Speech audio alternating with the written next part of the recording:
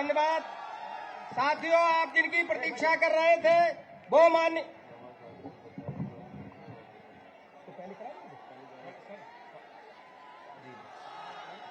बहुत बहुत धन्यवाद। केवल करें, चलिए एक मिनट। साथियों, जाजुल्यमान नक्षत्र की भांति सामाजिक एवं राजनीतिक क्षितिज को प्रकाशित करने वाले बहुआयामी व्यक्तित्व के धनी परम सम्मानी श्री चंद्रशेखर के समान शौरवीर पराक्रमी महावीर के समान वात्सल्य रखने वाले दिव्य विचार प्रकट करने की क्षमता रखने वाले क्रांति दृष्टा कुशल प्रवक्ता दलितों शोषितों के मसीहा सामाजिक क्रांति के महानायक मर्यादा पुरुषोत्तम राम के आदर्श श्री कृष्ण के समान उदार नीरक्षीर विवेकी मां सरस्वती के उपासक समाजवादी पार्टी के राष्ट्रीय अध्यक्ष माननीय अखिलेश यादव जी का हम आप सबकी तरफ से हृदय की अतल गहराइयों से हार्दिक स्वागत वंदन अभिनंदन करते हैं।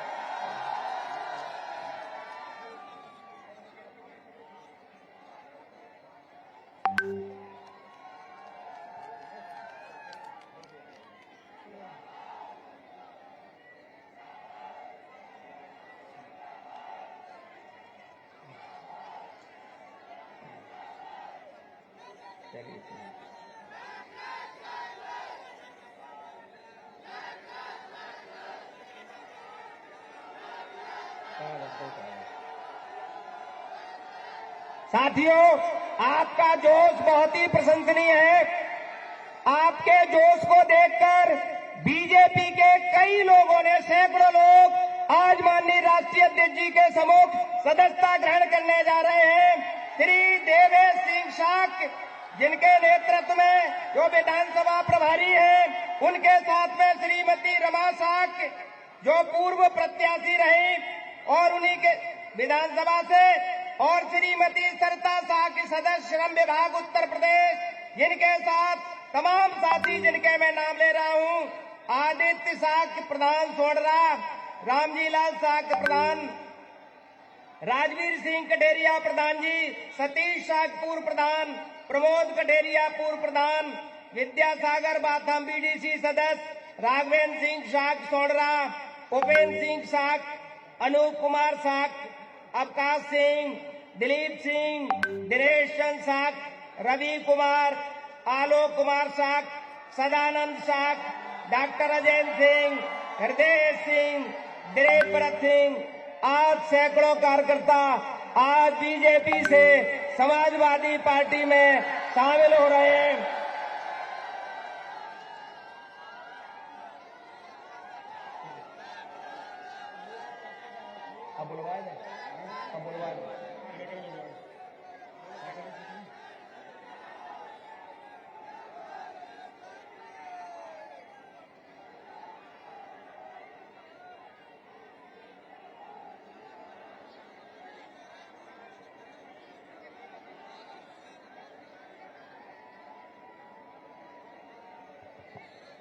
साथियों, अब मैं आह्वान कर रहा हूं परम श्रद्धेय श्री महाराज सिंह शाक्य जी का आए और संक्षेप में अपनी बात रखें। सम्मानित श्री महाराज सिंह शाक्य जी।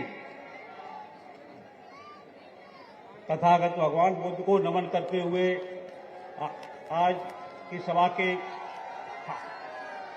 आज कार्यक्रम के राष्ट्रीय अध्यक्ष जी और इस सभा के अध्यक्ष माननीय देवेंद्र सिंह यादव जी, आप लोगों से निवेदन करता हूं कि ये आज शाक समाज के यहाँ शाक समाज के देवेश शाक्य के नेतृत्व में रमा शाक्य जी, सरिता शाक्य जी यहाँ शामिल हुए हैं और पहले से ही आलोक शाक्य, मैं और तमाम शाक समाज के लोग मतलब यहाँ काम करने के लिए तैयार हैं। आप सब लोग और माननीय स्वामी प्रसाद मौर्य जी आ गए, उस दिन से पूरे जनपद में, पूरे प्रदेश में शाक समाज के सभी कार्यकर्ता और पूरी समाज के लोग लग करके समाजवादी पार्टी में वोट करने के लिए तैयार हैं। आप लोगों से ये निवेदन करता हूँ कि कोई समस्या किसी प्रकार की हो, हम सब लोग आप लोगों के साथ रह करके उसको पूरी करेंगे। किसी के बहकावे में, धोखेबाजी में न आए। 20 तारीख को वोट पड़े, विधानसभा के चारों प्रत्याशी को जिताने का काम करें, तभी राष्ट्रीय अध्यक्ष जी मुख्यमंत्री बनेंगे। मुख्यमंत्री बनाने के लिए हम सब लोगों को पूरे जिले में सभी पिछड़ों को, दलितों को समाजवादी पार्टी के लिए वोट करना है। जय भीम, जय भारत, जय समाजवाद। बहुत बहुत धन्यवाद। अभी जो हमारे साथी जिनके नेतृत्व में जो बीजेपी से अभी समाजवादी पार्टी की सदस्यता ली है, उनसे अनुरोध भाई देवेश जी आए और अपनी बात रखें। सम्मानित देवेश। आज करेल की चुनावी रैली में उपस्थित समाजवादी पार्टी के राष्ट्रीय अध्यक्ष परम आदरणीय अखिलेश यादव जी का मैं बहुत बहुत सम्मान करता हूं और आज इस रैली की जनसभा को देखते हुए मैं आज ही आप लोगों को आश्वस्त कर देना चाहता हूं कि उत्तर प्रदेश में साक्ष्य कुशवाहा मौर्य सैनी एक वोट समाजवादी पार्टी को जाएगा। इतना ही नहीं, मैं आपको इतना भी आश्वस्त कराता हूं और विश्वास दिलाता हूं कि आने वाले समय में आपको सम्मान और स्वाभिमान पूरा बरकरार रखे जाने का काम किया जाएगा। और मैं ज्यादा समय न लेते हुए सम्मानित जनता का, सम्मानित मंच का बहुत बहुत स्वागत और आभार व्यक्त करता हूं। धन्यवाद।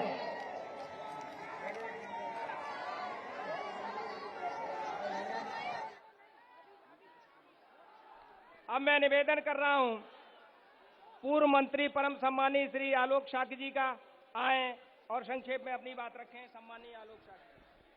गरीबों, शोषितों, पिछड़ों की आवाज देश के महान नेता समाजवादी पार्टी के माननीय राष्ट्रीय अध्यक्ष जी, मंच पर बैठे परम पूज्य आदरणीय विधायक शोभरन सिंह यादव जी और सभी मंच पर हमारे सम्मानित नेता और मैनपुरी लोकसभा के पूर्व सांसद, सभी सम्मानित साथियों, अभी भाई देवेश जी ने कहा कि समाजवादी पार्टी के पक्ष में पूरे प्रदेश में आम जनमानस ने समर्थन देने का ऐलान किया है। चाहे वो किसी भी जात और धर्म के लोग हो, माननीय राष्ट्रीय अध्यक्ष जी के कामों से प्रसन्न है और उन्होंने माननीय राष्ट्रीय अध्यक्ष जी की तस्वीर लेकर गांव-गांव, घर-घर जाकर प्रचार शुरू किया है। ये प्रतीक हम आपको बताना चाहते हैं, जनपद मैनपुरी में माननीय राष्ट्रीय अध्यक्ष जी सहित सारी सीटें समाजवादी पार्टी की बहुत वोटों से जीतेंगे और भारतीय जनता पार्टी की जमानत जब्त करेंगे। इन्हीं शब्दों के साथ सभी सम्मानित साथियों को धन्यवाद देता हूं, बधाई देता हूं और साथियों, करेल के साथियों से निवेदन करना चाहता हूं कि उनकी रिश्तेदारी विधानसभा भोगांव में होगी, जरूर वहां वोट मांगने की कृपा करें। बहुत बहुत धन्यवाद। जय हिंद, जय समाजवाद, समाजवादी पार्टी जिंदाबाद।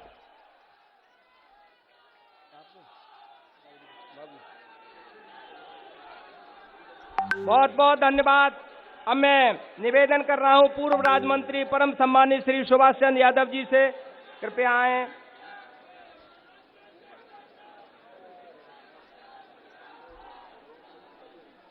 आदरणीय राष्ट्रीय अध्यक्ष जी, मंच पर बैठे भोगांव के विधायक और ब्रजेश कठेरिया जी और तमाम लोग जो उससे दूसरी पार्टियों से आए हैं, हम उनका स्वागत करते हैं और हम वचन देते हैं कि माननीय अखिलेश जी बहुत भारी बहुमत से जीतेंगे।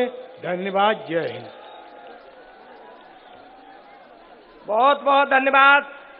अब मैं उनका आह्वान करूं, उनकी बड़ी उदारता है। इस करहेल नगर का एक विशेष परंपरा रही, माननीय श्रद्धेय श्री मेंबर साहब ने अपनी सीट छोड़कर श्रद्धेय नेताजी को यहां से विधायक बनाने का काम किया। उसी परंपरा को कायम किया है हमारे माननीय विधायक श्री शोभरन सिंह जी ने और यहां से माननीय राष्ट्रीय अध्यक्ष जी का आह्वान किया है। मैं उनका आह्वान कर रहा हूं, वो आए और हम लोगों का मार्गदर्शन करें।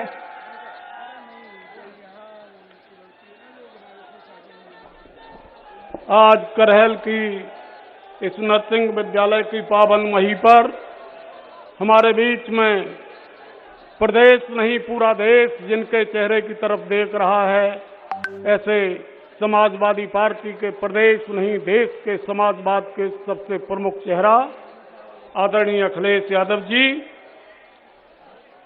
हमारे बीच में सभी हमारे पार्टी के सम्मानित साथी और सभी हमारे सामने बैठे पार्टी के बहुत मजबूत सम्मानित साथियों, आज नामांकन के बाद आदरणीय अखिलेश यादव जी आप सब लोगों के बीच में आए हैं।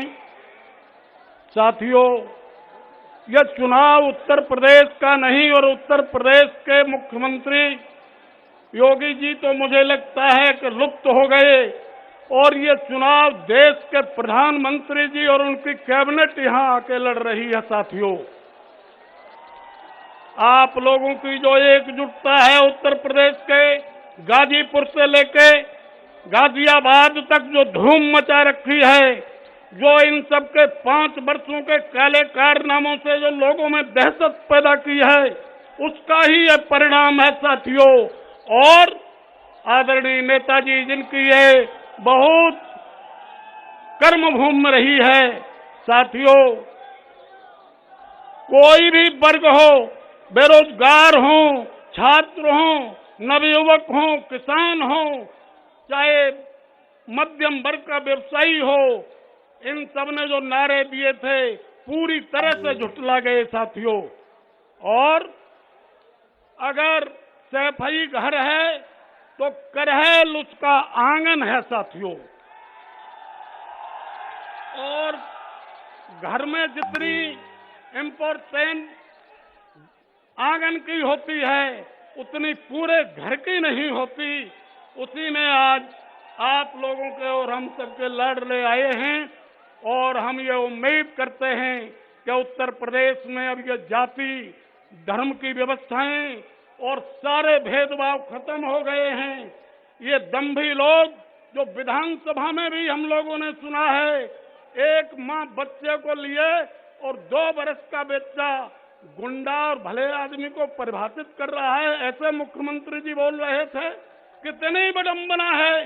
कहते हैं लाल टोपी से इतना गुरेज, जो क्रांति की प्रतीक है लाल टोपी, जो लाल खून क्रांति का प्रतीक है।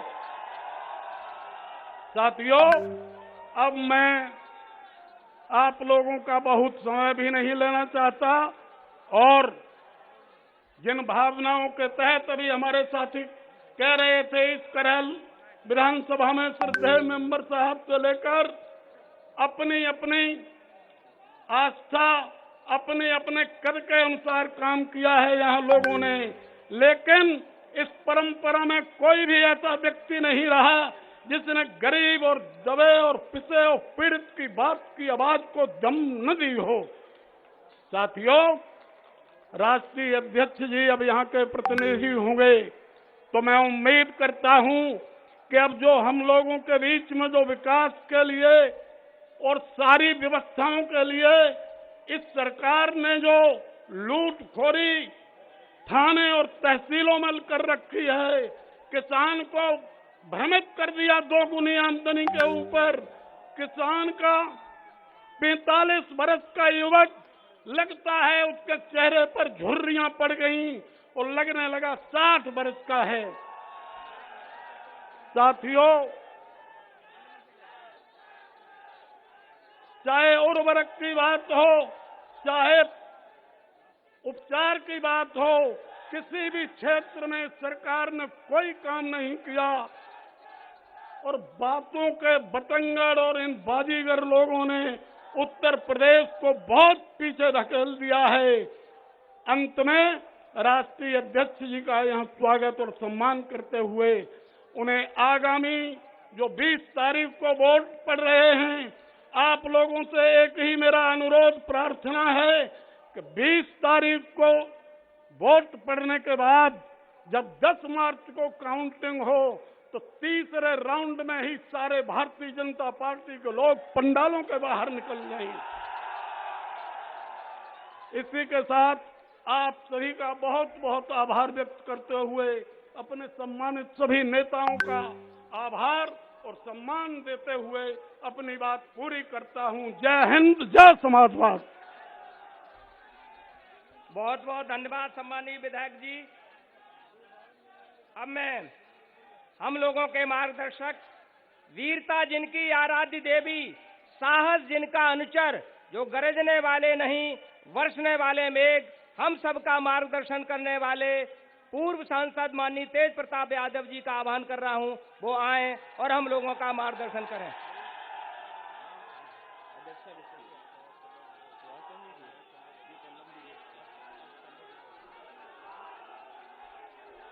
आज की इस चुनावी सभा की अध्यक्षता कर रहे परम श्रद्धेय पूर्व मंत्री आदरणीय सुभाष चंद्र यादव जी, कार्यक्रम के मुख्य अतिथि और इस क्षेत्र से समाजवादी पार्टी के प्रत्याशी परम श्रद्धेय माननीय राष्ट्रीय अध्यक्ष जी, इस क्षेत्र से लोकप्रिय विधायक आदरणीय सोवरन सिंह जी, भाई देवेश शाक्य जी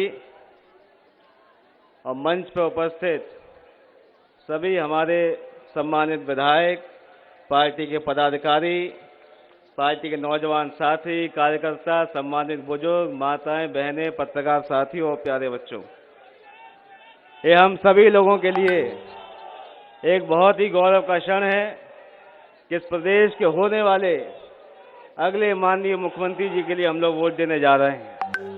और पिछले कई दिनों से जितने भी हमारे करेल के साथी हैं, करेल के नेता, कार्यकर्ता, जहां भी वोट मांगने जा रहे हैं, लोगों का हुजूम, लोगों का जोश, लोगों का उमंग इस प्रकार से है कि हमें उम्मीद है कि इस पूरे प्रदेश में सबसे बड़ी जीत करेल की जनता माननीय राष्ट्रीय अध्यक्ष जी को करके भेजेगी।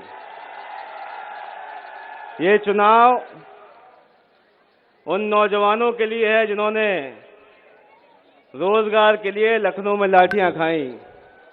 ये उन किसानों के लिए है जिन्होंने खाद की एक एक बोरी के लिए लाइनों में लगे और लाठियां सरकार की खाई। मैं केवल एक ही बात आपसे कहना चाहता हूं कि जिस तरह 5 सालों से आपने अपने खेतों की रखवाली आवारा पशु और सांडों से की, इन भाजपा के लोगों को भी खदेड़ने का काम लाठी डंडे लेके करिएगा, जैसे आपने आवारा पशु और सांडों को खदेड़ा था। आए हुए साथियों का मैं बहुत बहुत आभार और धन्यवाद, क्योंकि आप लोग माननीय राष्ट्रीय अध्यक्ष जी को सुनना चाहते हैं। एक ही मेरा निवेदन कि 20 तारीख को इतने वोट ईवीएम में डाल दीजिएगा कि पूरे प्रदेश और देश की सबसे बड़ी जीत करेल विधानसभा से माननीय राष्ट्रीय अध्यक्ष जी की करके जाए, जो आपका भी सम्मान बढ़े और हम लोगों का भी सम्मान बढ़े। जय हिंद, जय समाजवाद। आप सभी आए हुए साथियों का बहुत बहुत आभार, धन्यवाद। सर, ये दीक्षित शामिल हो गया।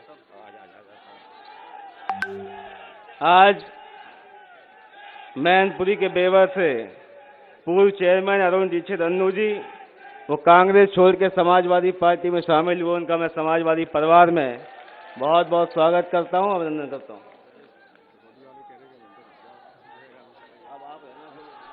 बहुत बहुत धन्यवाद माननीय सांसद जी।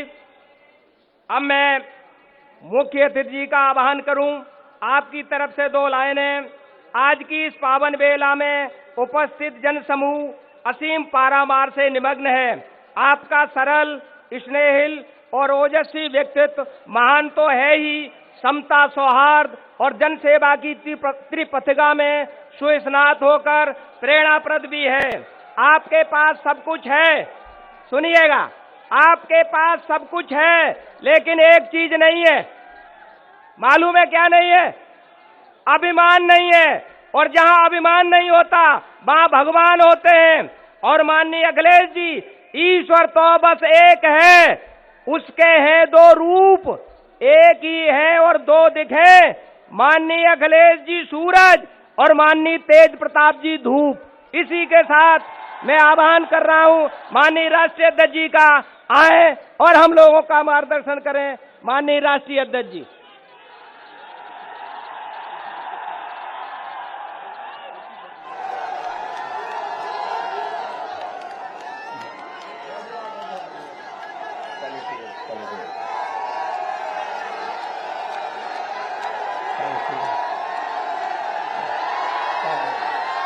बहुत धन्यवाद।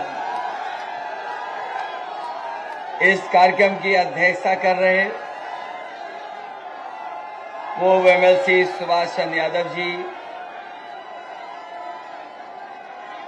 यहाँ के विधायक आदरणीय सोबरन सिंह यादव जी, मंच पर उपस्थित पूर्व सांसद तेज प्रताप जी,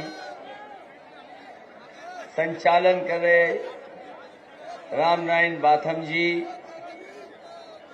मंच पर उपस्थित बड़ी संख्या में समाजवादी पार्टी के सभी नेता और कई साथी जो चुनाव लड़ रहे हैं, मैनपुरी सदर से राजू यादव, इंजीनियर ब्रजेश कठेरिया, आलोक साकी जी और हाल ही में समाजवादी पार्टी में शामिल हुए देवेश साकी जी, पार्टी के जिलाध्यक्ष देवेंद्र सिंह जी, पूर्व विधायक अनिल यादव, एमएलसी अरविंद असीम यादव, देवेंद्र सिंह यादव, महाराज सिंह साकी जी, एएच हाशमी साहब, कुमार सिंह वर्मा जी,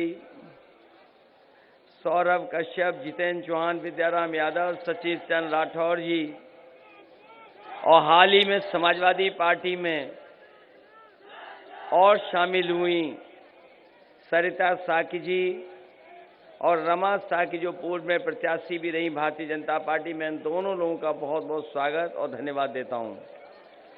मंच पर उपस्थित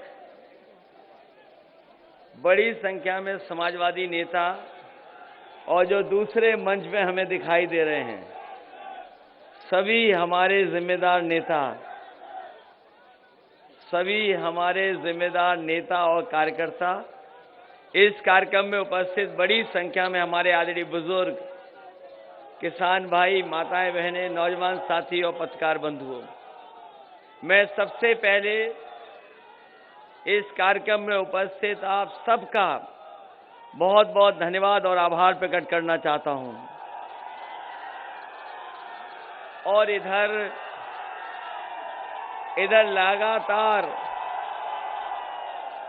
इधर लगातार पाबंदियां थीं और ये वैश्विक महामारी की वजह से चुनाव आयोग ने भी बहुत सारे नियम बनाए थे। उन नियमों का पालन करते हुए मैं ये कह सकता हूं कि इस चुनाव का सबसे बड़ा कार्यक्रम अगर कहीं संपन्न हो रहा है तो यहां पर आज करहल विधानसभा में हो रहा है। जो नियम है उनका हम लोग पालन कर रहे हैं, जो नियम और पाबंदियां हैं उन सब का पालन करते हुए, क्योंकि इधर जहां जहां कार्यक्रम हुए हैं हम लोगों पे कहीं न कहीं कुछ जगह शिकायतें भी हुई हैं। अभी नोएडा में जब कार्यक्रम था, जोश और उत्साह में लोगों ने थोड़ी आतिशबाजी कर दी। अभी जानकारी मिली है कि हम पर और जयंत चौधरी जी पर कार्रवाई होने के लिए कुछ लोगों ने शिकायत की है और हजारों लोगों को अज्ञात में डाला है।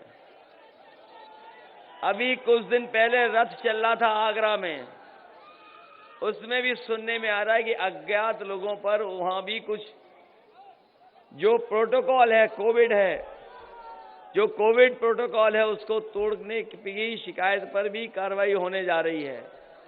लेकिन हमें उम्मीद है कि यहां पर कोई कार्रवाई नहीं होगी, क्योंकि यहां हम सब लोग नियमों का पालन कर रहे हैं।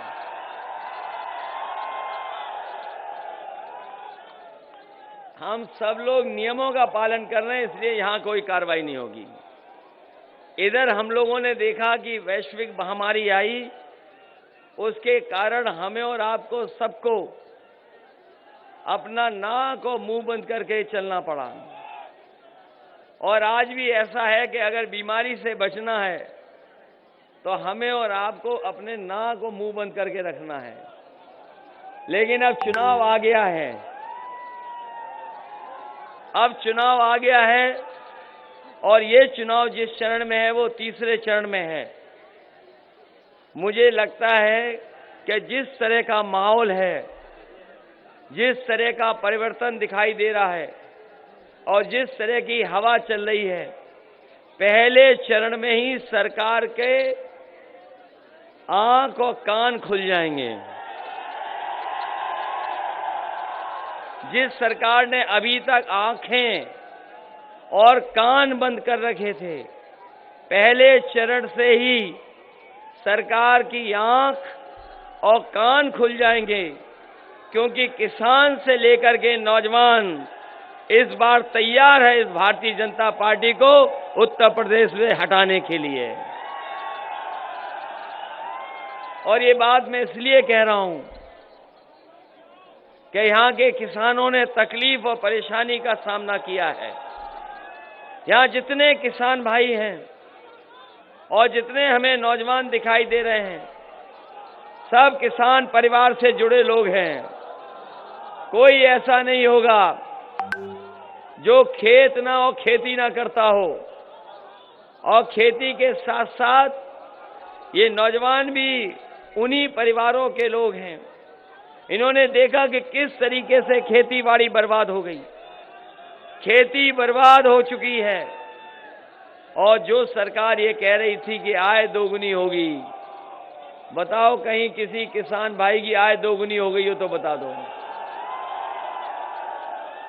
और जब खाद लेने हो गए तो बताओ खाद मिली कि नहीं मिली? नहीं लगता किसी को खाद मिली होगी। और खाद अगर मिल भी गई होगी तो आपने देखा होगा बोरी में से खाद की चोरी हो गई। कभी कभी सोचता हूं ये बीजेपी के लोगों ने चोरी कहां से सीखी है। ये जो बोरी की चोरी है ये कहां से बीजेपी ने सीखी है। यहां पर जितने लोग होंगे उन्होंने कभी न कभी अपने जीवन में पार्ले जी बिस्किट खाया होगा या पार्ले जी का बिस्किट पैकेट खरीदा होगा। यहां ये बुजुर्ग लोग हैं, जब आपके जमाने में पैकेट मिलता था तो कितना बड़ा पैकेट था। जब पहले पार्ले जी का पैकेट मिलता था बहुत बड़ा पैकेट होता था। लेकिन जैसे जैसे महंगाई बढ़ी उसमें से बिस्किट कम होते चले गए। महंगाई बढ़ती चली गई, बिस्किट कम होते चले गए। और आज भी जो पैकेट मिल रहा है कीमत वही है, लेकिन उसके अंदर बिस्किट उतने नहीं हैं। हमें ये लगता है कि भारतीय जनता पार्टी ने बोरी की चोरी अगर कहीं से सीखी है तो पार्ले जी के बिस्किट पैकेट से सीखी है। अभी इधर मुख्यमंत्री जी कह रहे हैं कि गर्मी निकाल देंगे।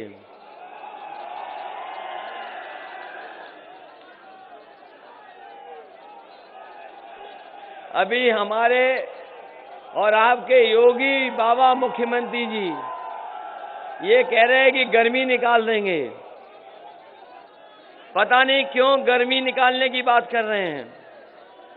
और जो लोग पढ़े लिखे होंगे वो जानते होंगे कि फ्रिज से जब सर्दी ठंडा करना होता है फ्रिज में, तो फ्रिज ठंडाई तभी करती है जब उसके अंदर कंप्रेसर सही चलता है।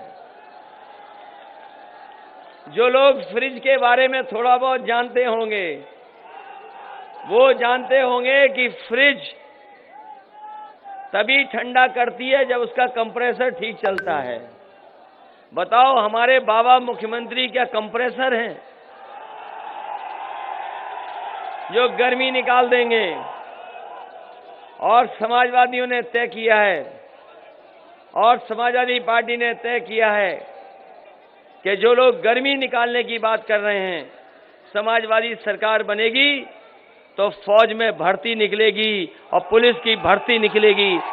ये गर्मी निकालने वालों के लिए हम और नौजवानों के लिए हम कह के जा रहे हैं कि फौज की पुलिस की भर्ती निकाल करके अपने नौजवानों को नौकरी और रोजगार देने का काम करेंगे।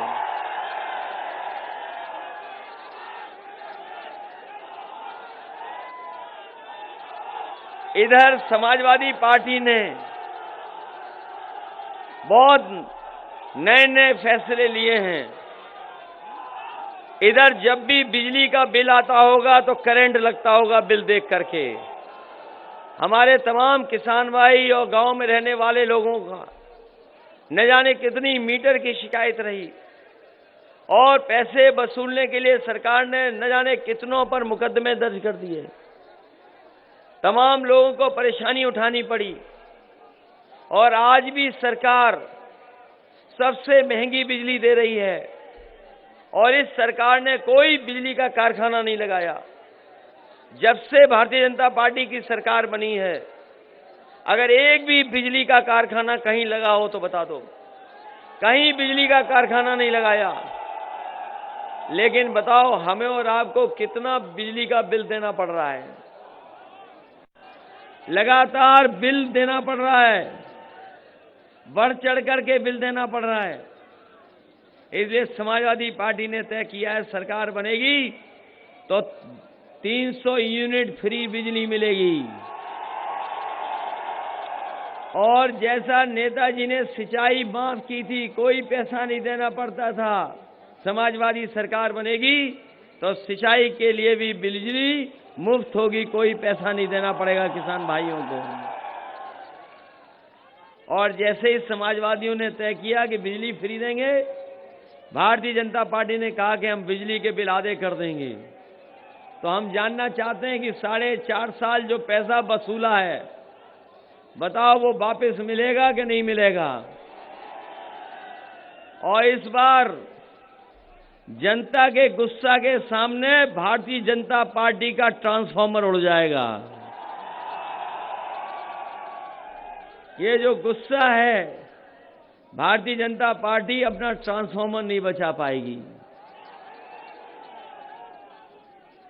इधर हमारे बाबा मुख्यमंत्री हम लोगों की नकल कर रहे हैं। समाजवादियों ने लैपटॉप बांटे थे, तो अब ये बाबा मुख्यमंत्री स्मार्टफोन बांट रहे हैं। और मुझे नहीं लगता कि करहल और मैनपुरी में किसी को बाबा मुख्यमंत्री जी ने लैपटॉप या टैबलेट दी होगी और ना स्मार्टफोन दिया। और सोचा करो क्यों नहीं दिया? क्योंकि हमारे बाबा मुख्यमंत्री खुद चलाना नहीं जानते। और समाजवादियों का दिया हुआ लैपटॉप आज भी गांव में चल रहा होगा, आज भी खराब नहीं हुआ होगा। और जैसा हम लोगों ने बनाया था वैसे ही वो बना रहे हैं कि ऑन करो तो उनकी फोटो दिखाई दे। समाजवादी सरकार आएगी तो उनका मोबाइल से जो फोटो आता है वो भी निकालने का काम कर देंगे। और पहले की तरह बच्चे जो आगे की पढ़ाई पढ़ने जा रहे हैं, उनको लैपटॉप देकर के दुनिया से जोड़ने का काम समाजवादी लोग करेंगे। और इसके साथ साथ समाजवादी पार्टी ने तय किया, अपने घोषणा पत्र में लिखा है कि इस समय नई नई नौकरियों की जरूरत है, नए नए रोजगारों के अवसर मिलें। क्योंकि जिस तरीके से तकनीक बदल गई है और जिस तरीके से काम करने का तरीका बदल गया है, जिस तरीके से पढ़ाई होनी चाहिए, नए नए कोर्स आ गए हैं।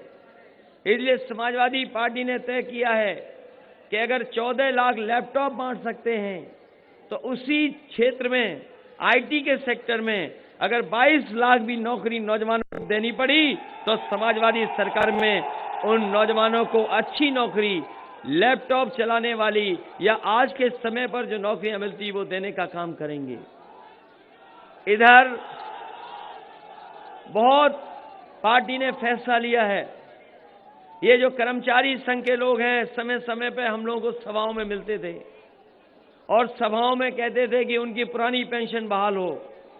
यहां भी तमाम नेता बैठे हैं जो उनके संगठन के लोगों से मिलते थे और संगठन के लोगों की यही मांग होती थी कि पुरानी पेंशन बहाल हो। कोई सरकार नहीं की। इस बार हम लोगों ने कर्मचारी संघ के जितने पदाधिकारी हैं उनके साथ बैठे और उनके साथ राय बनाई और जो फाइनेंस और वित्त के जानकार लोग हैं, जो फाइनेंशियल चीजों को समझते हैं, उनको साथ ला करके और जो उस विभाग में पुराने अधिकारियों ने जिन्होंने काम किया है, उनसे बात को समझ करके समाजवादी पार्टी ने तय किया है कि सरकार बनने पर पुरानी पेंशन को बहाल करने का काम भी समाजवादी सरकार में होगा। और जब पुरानी पेंशन बहाल कर दी तो भारतीय जनता पार्टी के लोग अब तुलना कर रहे हैं कि नई पेंशन अच्छी है कि पुरानी पेंशन है। लेकिन यहाँ उत्तर प्रदेश के जितने लोग हैं वो नई पेंशन नहीं चाहते, पुरानी पेंशन चाहते हैं। इसलिए सरकार बनेगी तो पुरानी पेंशन को भी बहाल करने का काम होगा। कोरोना के समय पर, कोरोना और बीमारी के समय पर सब कुछ बंद हो गया, बाजार बंद हो गए, कारखाने बंद हो गए, उद्योग बंद हो गए और हमें और आपको भी घरों में रहना पड़ा। अगर उस समय कोई काम कर रहा था तो वो हमारे किसान थे जो खेतों पे जाकर के उन्होंने काम किया। और किसानों की वजह से न केवल उत्तर प्रदेश की बल्कि देश की अर्थव्यवस्था को अगर किसी ने बचाया तो हमारे किसानों ने बचाया। उन्होंने कोरोना के समय में भी मेहनत करने का काम किया। इसलिए कोरोना के समय पर अगर कोई मदद कर रहा था तो वो आपकी एम्बुलेंस थी। एम्बुलेंस उस समय भी चल रही थी। इन बाबा मुख्यमंत्री ने एम्बुलेंस खराब की, एम्बुलेंस नई दी गरीबों को। आज भी जो एम्बुलेंस सड़कों पे चल रही हैं तो बताओ ये समाजवादियों की हैं कि नहीं हैं? और इसी तरीके से पुलिस के लिए, ये हमारे पुराने लोग जानते होंगे, थानों पे पैसा नहीं होता था। अगर किसी चोर या अपराधी या घटना करके जो भाग रहे होते थे उनको पकड़ने के लिए आपसे पैसे वसूलती थी पुलिस। और जब पैसा मिल जाता था तभी उनकी गाड़ी चलती थी। कोई विभाग के पास बजट नहीं था डीजल और पेट्रोल का। मैंने कहा कि ऐसी व्यवस्था बनेगी जो दुनिया की व्यवस्था है। इसलिए न्यूयॉर्क, अमेरिका की सबसे बड़ा शहर, न्यूयॉर्क की पुलिस कैसे काम करती है उसके लिए यहां से अधिकारी भेजे गए थे। जो इस विभाग के अच्छे अधिकारी उनको भेजने का काम किया वहां, वो देख करके समझ करके आए। और उसके बाद प्रोफेसर वेंकट थे, उनको साथ लेकर के आए और उनके राय मशवरे पर ये पुलिस को 100 नंबर देने का काम हुआ। और जिस समय समाजवादी सरकार थी, समाजवादी पार्टी ने शुरू किया इसको और पुलिस के लिए सबसे बेहतरीन व्यवस्था दी कि अगर कहीं घटना हो जाए तो 10 या 15 मिनट में पुलिस पहुंच जाती थी और मदद करने का काम करती थी। लेकिन जब से बाबा मुख्यमंत्री ने 100 नंबर से 112 किया है तब से पुलिस का कबाड़ा कर दिया। 100 से 112 करके पुलिस का कबाड़ा कर दिया। पहले पुलिस ठीक थी लेकिन 112 नंबर पाके पता नहीं क्या हो गया पुलिस को। आने वाले समय में अगर कानून व्यवस्था को लेकर के कोई बड़ा फैसला लेना पड़ेगा और गाड़ी ज्यादा बढ़ानी पड़ेगी तो हम समाजवादी लोग गाड़ियों को बढ़ा करके सुरक्षा और कानून व्यवस्था कैसे ठीक हो उस दिशा में काम करेंगे। ये तमाम काम समाजवादियों ने किए हैं और करके दिखाए हैं। पहले 500 रुपए मिलते थे समाजवादी पेंशन में माताओं बहनों को, हमारी गरीब माताओं को 500 रुपए मिला करते थे। लेकिन इधर जब से महंगाई बढ़ी है, समाजवादी पार्टी ने तय किया है कि 500 नहीं बल्कि 3 गुना करके उन्हें पेंशन 1500 रुपए महीना देने का काम करेंगे। ये तमाम काम और तमाम योजनाएं हम आपके बीच में लागू करना चाहते हैं। इसके लिए जरूरी है कि सरकार बने। जो पहले चरण का चुनाव है, हालांकि आपका तीसरे चरण का चुनाव है, जो पहले चरण से चुनाव की शुरुआत होने जा रही है, बीजेपी की कोशिश है कि चुनाव दूसरी दिशा में ले जाएं। लेकिन अभी जागरूक जनता है, जागरूक जनता अभी भी चुनाव को विकास और खुशहाली के रास्ते पे ले जाना चाहती है। पहले चरण से ही भारतीय जनता पार्टी का सफाया होना शुरू हो रहा है।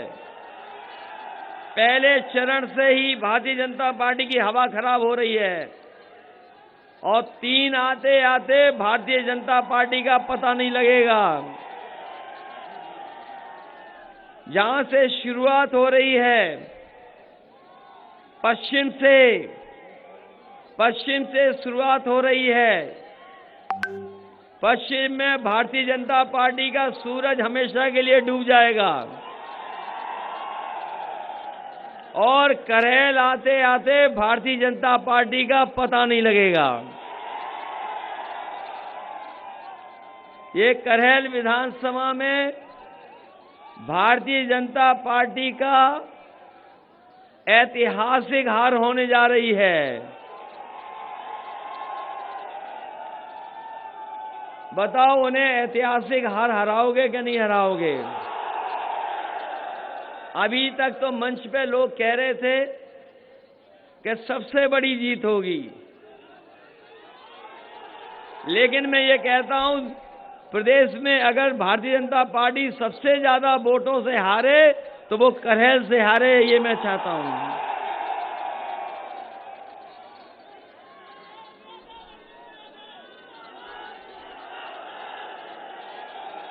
इसलिए मैं ये करेल विधानसभा नेताजी के क्षेत्र की विधानसभा है।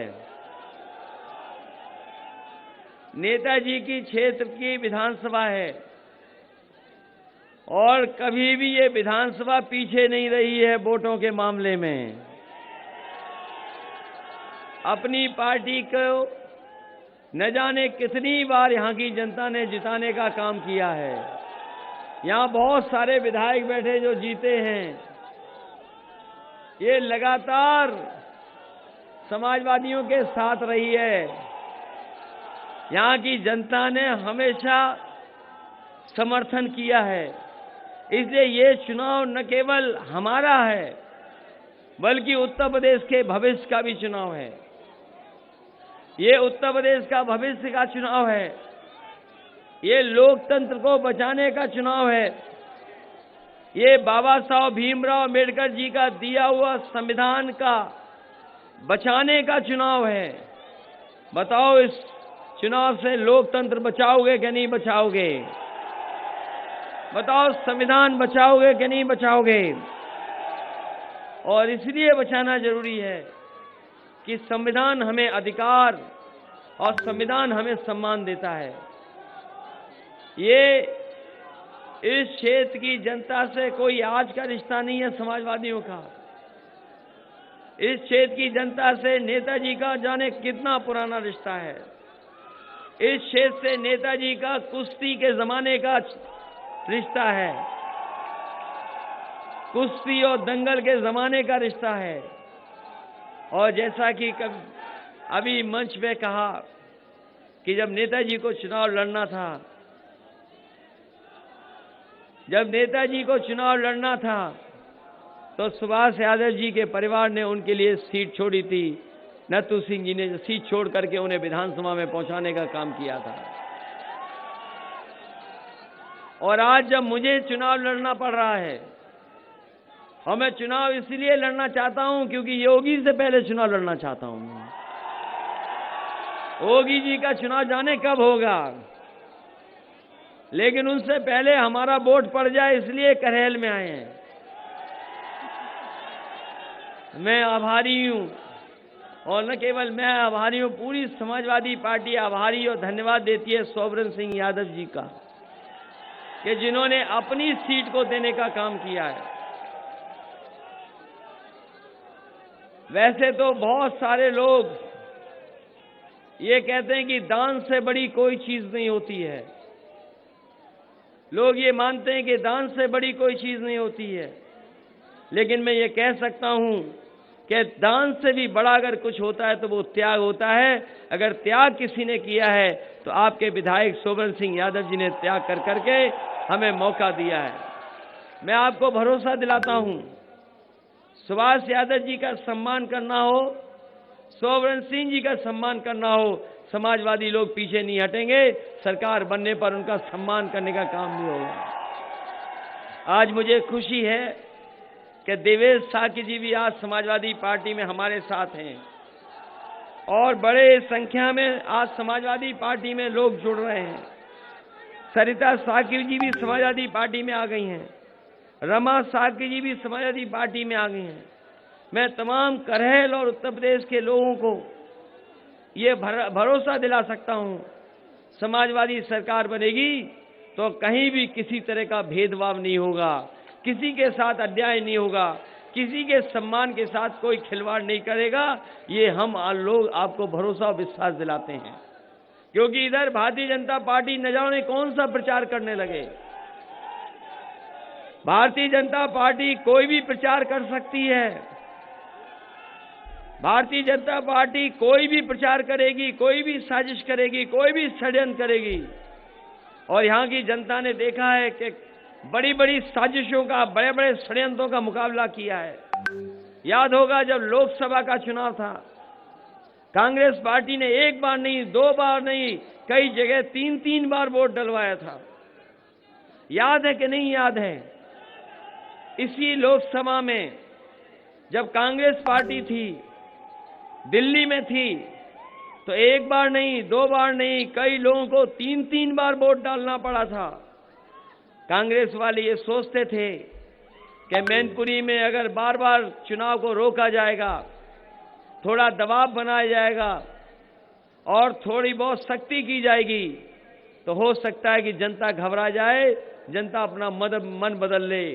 लेकिन मैनपुरी की जनता कितना भी दबाव बना रहा हो, कोई भी साजिश रही हो, लेकिन मैनपुरी की जनता ने उस लोकसभा का चुनाव भी समाजवादियों को जिताने का काम किया।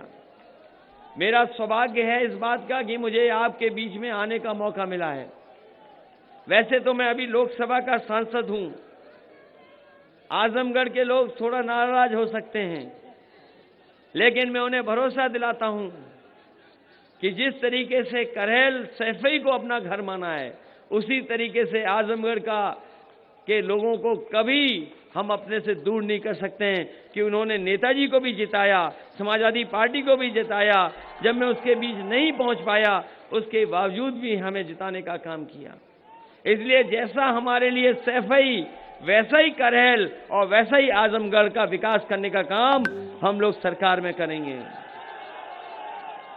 एक दिन मैंने सुना कि बीजेपी के लोग कह रहे थे कि ये चुनाव इसलिए नहीं लड़ रहे कि किसी विधानसभा में इन्होंने काम नहीं किया है। बीजेपी के लोग कह रहे थे कि किसी विधानसभा में इन्होंने काम नहीं किया, ये चुनाव लड़ने नहीं जा रहे हैं। मैं बीजेपी वालों से कहूंगा, कभी एक्सप्रेसवे पे आना और जरा करहल कट देखना, जहां पर करहल के कट से उतरते हैं वहां देख लेना। दिन में दिखाई दे ना दिखाई दे, लेकिन अगर रात में आ गए तो हो सकता है आपको लगे कि कहीं हम विदेश में तो नहीं जा रहे हैं। एक जमाना था, इस सड़क को हमने भी देखा कैसी सड़क थी। यहां पे बहुत सारे लोग हैं, ये तो नए लोग भी जानते होंगे। 4-5 साल पहले यहां सड़क नहीं थी, कोई कल्पना नहीं कर सकता था कि इतने कम समय में सड़क बन सकती थी। जब मैं सड़क को बनाना चाहता था, बहुत सारे लोग कहते थे ये सड़क नहीं बन पाएगी, बहुत से लोग कहते थे इतना पैसा आएगा कहां से। लेकिन हमने हिम्मत नहीं हारी और जिस समय शिलान्यास कराया था, तो जब शिलान्यास के लिए नेताजी को बुलाया गया, और जैसा कि आप लोग जानते हो नेताजी की आदत है, जब शिलान्यास करने के लिए उनको बुलाया गया तो उन्होंने उद्घाटन की तारीख पूछा कि उद्घाटन की तारीख क्या होगी। तो जब उद्घाटन की तारीख बताई अधिकारियों ने और मैंने जब तारीख बताई, तो उन्होंने कहा ये तो 17 में ही चुनाव हो जाएगा, और अगर 18 में सड़क बनाओगे तो बताओ उद्घाटन कौन करेगा। इसलिए उन्होंने कहा कि मैं वही काम को हाथ लगाता हूं जिसका शिलान्यास और उद्घाटन की तारीख हमें सामने बताई जाए। तो उस समय नेताजी से पूछा कि बताओ कितने दिन में सड़क बनेगी, कितने दिन में सड़क बना दें। तो नेताजी ने कहा कि ये सड़क अगर मैं शिलान्यास कर रहा हूं तो इस सड़क का उद्घाटन भी मैं ही करूं। तो जब मैंने दिन गिने तो ये सड़क 3 साल में बननी थी, लेकिन नेताजी ने कहा कि कम समय बनाओ, तो 22 महीने में ये सड़क बना करके तैयार कर दी।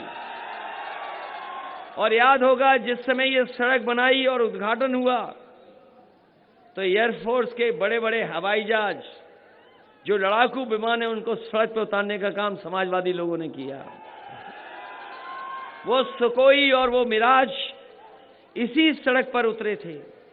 पहली बार कोई हाईवे बना था जहां पर हवाई जहाज उतर सकते थे, और सबसे भारी हवाई जहाज है वो हरकुलिस, वो भी इसी सड़क पर उतरा था। केवल आगरा से लखनऊ नहीं बनाई ये सड़क। मुझे याद है जब नेताजी का जन्मदिन था, उसी दिन इस सड़क का उद्घाटन करने का काम किया। और आप पूरा देश घूम के आ जाओ, पूरे देश में देखा हो, आपको करहेल वाली ये एक्सप्रेसवे नहीं दिखाई देगा जैसा ये एक्सप्रेसवे दिखाई दे रहा है।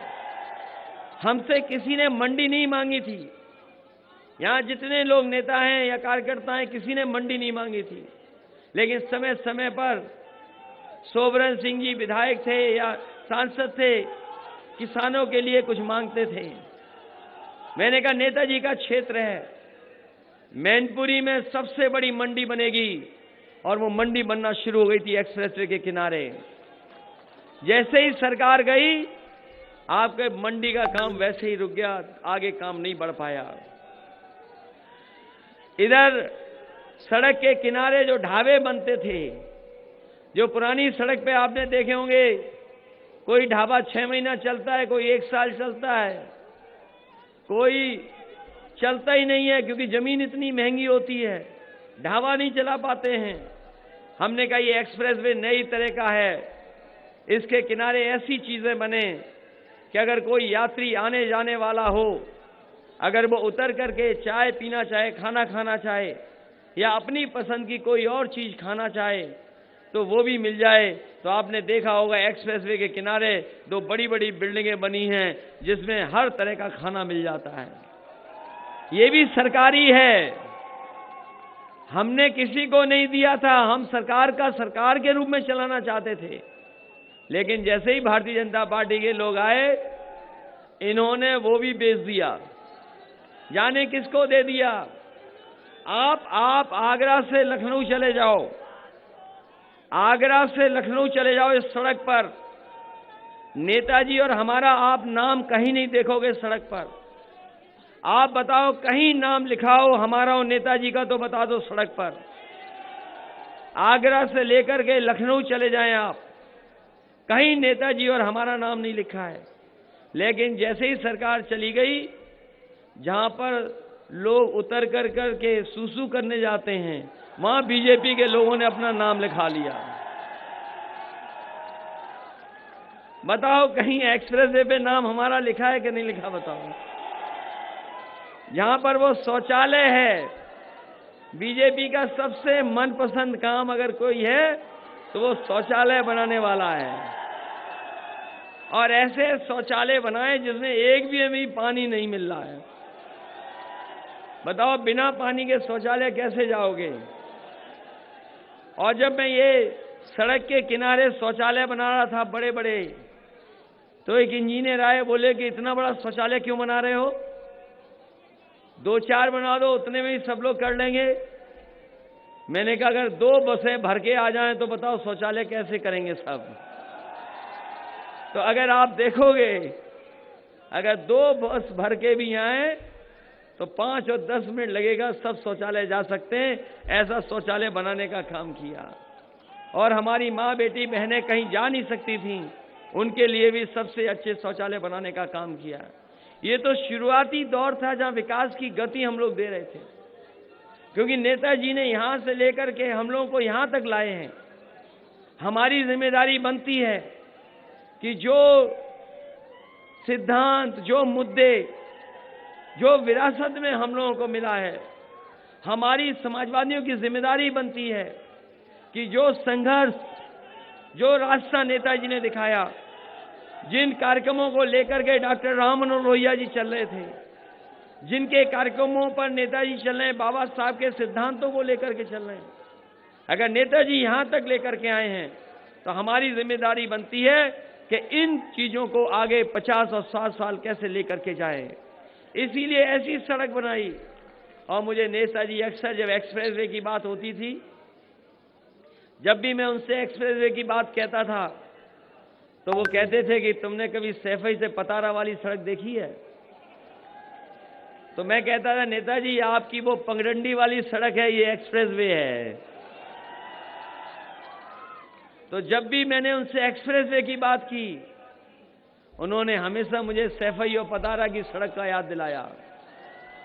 और सच्चाई ये है कि नेताजी ने जो सैफई से पतारा सड़क बनाई थी, कितने साल पहले बनाई थी सोचो, आज भी उतनी ही मजबूत दिखाई दे रही है, अभी भी वो गड़बड़ नहीं हुई है। और नेताजी ने पीडब्ल्यूडी से नहीं बनवाई थी, कहा ये ब्रिज बनाने वाले लोग हैं, ये मजबूत सड़क बनाएंगे, इसलिए ब्रिज कॉर्पोरेशन वाली सड़क बनाएंगे। पहली बार ब्रिज कॉर्पोरेशन ने कोई सड़क बनाई आपके क्षेत्र में तो आपकी सैफई से पतारा वाली सड़क बनाने का काम किया है। इसलिए समाजवादी पार्टी कभी बिना भेदभाव नहीं करती, बिना भेदभाव के काम कर रहे हैं, बिना भेदभाव के काम होगा। हो सकता है चुनाव में हम लोग उलझ जाएं और चुनाव में दूसरों के लिए वोट मांगते रह जाएं और हमारे लिए कोई वोट ना मांगे। इसलिए बताओ आप सब लोग मिलकर के हमारे लिए वोट मांगोगे कि नहीं मांगोगे? क्योंकि हमें तो हर जगह जाना है वोट मांगने। पता लगा हम अपने लिए वोट नहीं मांग पा रहे हैं। इसलिए ईमानदारी से बताओ कि आप लोग हमारी मदद करोगे कि नहीं करोगे? इसलिए जब आपने कहा है कि सबसे बड़ी जीत होगी, तो सबसे बड़ी जीत के लिए आपको मेहनत भी बहुत करनी पड़ेगी। जो नाराज हैं, जो रूठे हैं, जो आपसे दूरियां बना के रह रहे हैं, कम से कम उनके पास जाना, उनसे सहयोग मांगना, मदद मांगना, उनसे कहना कि ये नई पार्टी है, कहीं भेदभाव नहीं होगा, ये नई सपा है, नहीं भेदभाव होने देंगे और विकास के लेकर के आपको साथ साथ लेकर के चलेंगे। क्योंकि करहेल जिस दिन नाम आया उसी दिन से बड़े बड़े चैनल भी बहस करने लगे कि करहेल विधानसभा कौन सी है। इसलिए केवल बीजेपी नहीं देख रही है करहेल को, पूरी देश और दुनिया देख रही है करहेल को कि करहेल की जनता क्या फैसला लेगी। और आज के जमाने में कोई बात छिपती नहीं है। बताओ कोई बात छिपती हो? आज के जमाने में कोई बात नहीं छिपती। इसलिए बताओ सबसे बड़ी जीत होगी पार्टी के कि नहीं होगी? हम लोगों ने बहुत विकास किया, बहुत विकास किया। गरीबों को घर देना हो, पेंशन देनी हो, लैपटॉप देना हो, लेकिन नौजवानों में आपसे कहना चाहता हूं, इन सरकारों ने लगातार गलत फैसले, गलत नीतियां बनाई, जिसके कारण गरीबी बढ़ी और बेरोजगारी बढ़ गई, महंगाई भी बढ़ गई। अगर समाजवादी सरकार बनती है और भविष्य में समाजवादी सरकार बनेगी, नौजवानों को नौकरी और रोजगार के अवसर कैसे मिलें, उस दिशा में हम लोग लेकर के जाएंगे। क्योंकि बड़े पैमाने पर नौजवान बेरोजगार दिखाई दे रहे हैं। कोई क्षेत्र नहीं बचेगा जिसमें काम न करें हम लोग।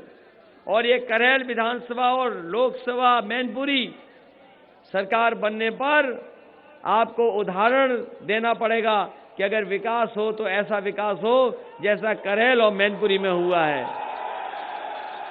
अभी तक तो लोग सैफई कहते हैं कि सैफई के में ही विकास हुआ है।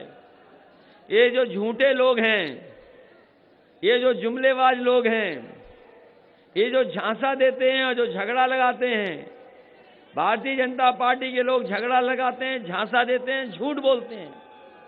ये कभी कभी कहते हैं कि केवल सैफई तक विकास रहा है। मैं उन बीजेपी के लोगों से कहना चाहता हूं, सैफई जैसा विकास अगर आपने कहीं किया हो तो बता दो। आपकी डबल इंजन की सरकार ने कहीं किया हो तो बता दो। ये केवल एक जगह नहीं है, पर पूरे उत्तर प्रदेश में समाजवादी लोग विकास करने का काम करेंगे और कम से कम मैनपुरी और करेल को उदाहरण पेश करेंगे कि हाँ विकास हो तो ऐसा हो। हालांकि मैंने जब मैनपुरी में था तो मैंने कह दिया था कि जहां पर नेताजी पढ़े और नेताजी ने पढ़ाया, न केवल नेताजी वहां पढ़े और पढ़ाया बल्कि बहुत सारे लोग हैं जो जैन इंटर कॉलेज में पढ़े होंगे।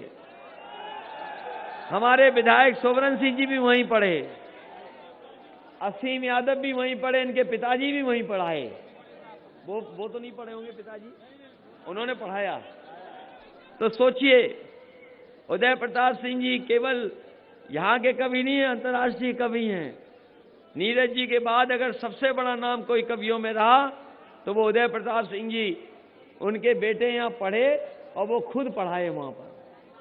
और कौन कौन पढ़ा? बाथम जी भी पढ़े। जो प्रिंसिपल बाथम जी हैं, इन्होंने जब हमारा परिचय दिया तो जितनी अच्छाई हो सकती है सब परिचय में पढ़ दी। तो ये भी वहीं पढ़े। और कौन पढ़ा?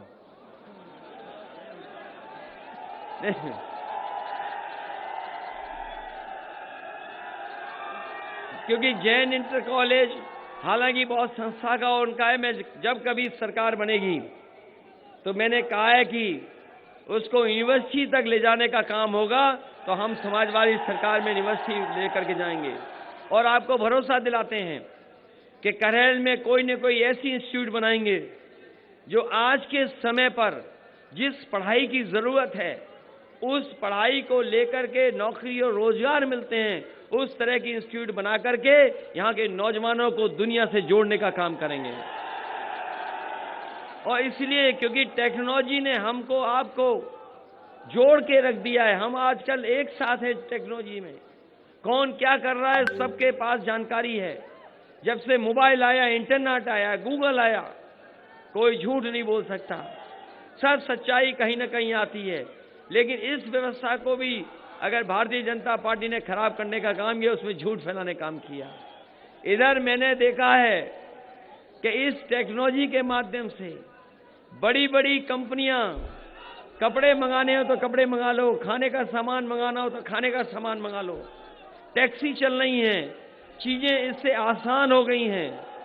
इसलिए अगर इस क्षेत्र में भी इस तरह की नौकरी और कारोबार और रोजगार के लिए इंस्टीट्यूट बनानी पड़ी तो हम समाजवादी लोग मिलकर के बनाने का काम करेंगे। और जैन इंटर कॉलेज वालों से कहेंगे कि अगर यूनिवर्सिटी तक ले जाना चाहते हो तो हम समाजवादी लोग आपके साथ हैं। करेल में एक यूनिवर्सिटी बना करके नौजवानों के भविष्य को बेहतर बनाने का काम करेंगे। इन्हीं शब्दों के साथ मैं एक बार फिर आप सबसे अपील करता हूं,